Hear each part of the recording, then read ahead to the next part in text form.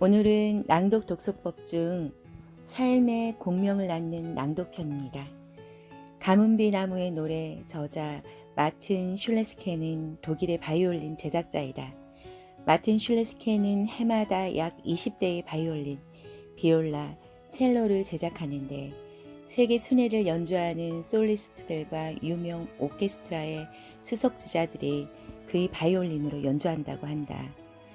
가문비 나무의 노래는 마틴 슐레스케가 바이올린을 제작하고 수리하기도 하면서 얻은 삶의 통찰과 신앙적인 깨달음을 기록해둔 책이다. 책에서 저자는 어떤 나무가 바이올린으로 만들기에 적당한지에 대해서 이야기한다. 저지대에서 몇 년 만에 서둘러 자란 나무는 고지대에서 2년 300년 넘는 세월 동안 서서히 자란 가문비 나무와는 견줄 것이 못됩니다. 고지대의 수목 한계선 바로 아래 척박한 환경에서 자란 가문비 나무는 생존하기 어렵지만 오히려 나무의 세포벽은 단단해져서 좋은 울림을 내는 공명판으로 만들 수 있다. 반면에 기름진 땅과 저지대의 온화한 기후에서 자라는 나무들은 빠른 속도로 자라났지만 나이테의 폭이 넓고 세포벽이 단단하지 않아서 좋은 울림을 내는 악기로 만들 수 없다는 것이다. 좋은 울림을 가진 나무는 대부분 고도, 방위, 풍향, 기후, 토질 등의 여건이 어렵고 불리한 조건을 가진 땅에서 자라난다.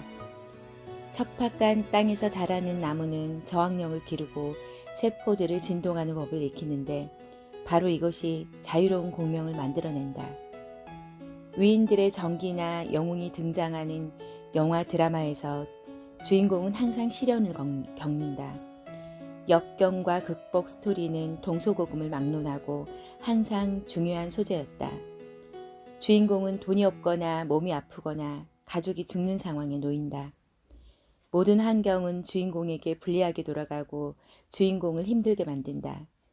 하지만 우리의 주인공은 어떤 어려움도 자신의 앞길을 막을 수 없다는 불굴의 의지를 가지고 그 상황을 헤쳐나간다. 종국에는 모든 시련을 보상받는 해피엔딩을 맞이한다. 사실 역경이 없으면 해피엔딩의 가치도 사라진다. 정상을 느끼는 순간이 짧음에도 오랜 시간 산을 오르는 것처럼 어떤 역경의 스토리를 가져갔는가가 해피엔딩에 큰 영향을 미친다. 그리고 바로 이때가 주인공에게도 관람자에게도 카타르시스를 안겨주는 순간이다. 드라마의 주인공이나 시련을 딛고 성공한 실제 인물들이 바로 좋은 울림을 가진 나무와도 같은 사람들이다. 춥고 물도 없는 척박한 환경에서 더 단단하게 자라는 가문비 나무처럼 그들도 어려운 환경에서 더 강인하게 성장한다. 그들의 역경과 극복 스토리는 마치 가문비 나무처럼 자유로운 공명을 낳는다. 고난과 고통을 잘 이겨낸 사람들은 자신만의 해피엔딩에 그치지 않고 가문비 나무처럼 아름다운 공명을 만들어내어 많은 사람들의 가슴에 울림을 전한다. 아름다운 공명을 낳는 가문비 나무의 이야기를 통해서 당신도 역경과 시련을 극복하라는 이야기를 하려는 것은 아니다. 물론 이렇게 살 수 있다면 참 좋겠지만 역경과 시련이 괜히 역경과 시련이겠는가? 오히려 역경과 시련을 겪지 않도록 노력하며 사는 것이 더 어려운 일일 수도 있다.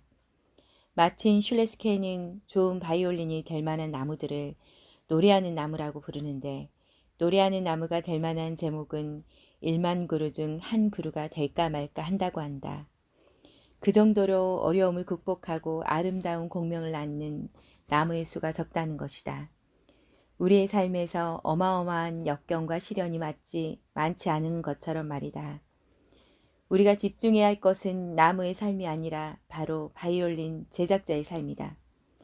바이올린 제작자들은 망치를 들고 숲으로 들어가 나무 둥지를 톡톡 두드리고 진동을 느끼고 나무의 울림을 듣기를 반복하며 바이올린으로 탄생할 만한 나무를 찾아낸다고 한다. 1만 그루 중 한 그루 있다는 노래하는 나무를 찾기 위해서 손수 모든 나무를 두드려보고 그 진동을 느끼고 울림을 듣는 것이다. 어려운 환경에서 자라난 나무도 대단하지만 그 나무를 찾아내는 바이올린 제작자들도 참 대단하게 보인다. 우리가 할 일도 바로 이런 것이다. 자신의 아름다운 공명을 찾아내기 위해서 매일 자신을 두드리고 진동을 느끼고 울림을 듣는 것이다. 당신은 척박한 환경에서 자라는 나무도 아니며 온화한 환경에서 느긋하게 자라나는 나무도 아니다. 이미 당신은 노래하는 나무이다. 모든 사람은 노래하는 나무이다. 자신이 어떤 울림을 가지고 있는지 살면서 발견하는 것이 바로 우리의 소명이다. 당신이 가진 아름다운 공명을 발견하는 일이 바로 삶에서 당신이 해야 할 유일한 일이다. 그것은 당신뿐만이 아니라 당신 주위의 사람들에게 좋은 울림을 전해줄 것이기 때문이다. 바이올린 제작자처럼 자신을 두드리고 진동을 느끼고 울림을 듣는 것은 낭독 독서를 통해서 가능하다.